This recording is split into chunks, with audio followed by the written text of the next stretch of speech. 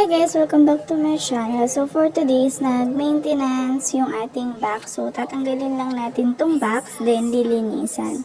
So ngayon, i-reset na natin siya. Unfortunately, ang aking resetter ay ayaw gumana. So kung makikita nyo yan, nagbiblink lang siya ng nagbiblink. Hindi siya nagtutuloy-tuloy. So ang gagawin natin, since ganito siya, possible na mahina na yung battery ng resetter natin since 1 year na tong aking resetter. So, papalitan lang natin siya ng battery. Ang battery nito ay LR41. So, yan. Tanggalin lang natin yung sticker. Then, meron niyang dalawang screw. Tatanggalin lang din natin yan. So, yun. Bali, nabili ko tong battery sa gilid sa supermarket. Meron din to sa mga nagbebenta ng relo. Mas sure na meron sila. Ang battery nito is LR41. Pero check nyo din kung anong battery ng resetter nyo. So, pag inopen nyo yan, careful lang na push nyo yung mga pin. Dahan-dahan lang sa pagtanggal para lang hindi maapektuhan yung mga nakahinang na parts. So, yun guys. Pagka medyo mahina na yung resetter, possible na hindi siya nagtutuloy-tuloy. So, palitan lang natin yung battery.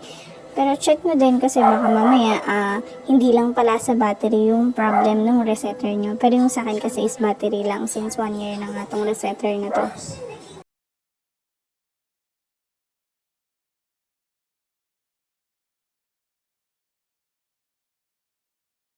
So, yan. Kung paano nyo siya nakuha, ganun din natin siya ibalik. So, pataob siya. Push nyo lang siya. Tapos, lahat na ng battery, papalitan na natin. So, pagka nakabit na natin lahat ng battery, napalitan na natin. Carefully lang natin siya na ibalik dun sa kanyang case. Then, kung paano natin siya binuksan, ganun din natin siya isasara.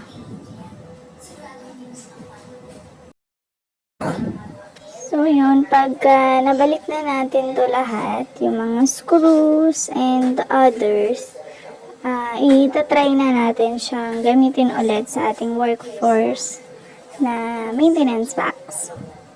So, by the way, itong resetter ko is nabili ko siya sa Inkrite ng 1,800.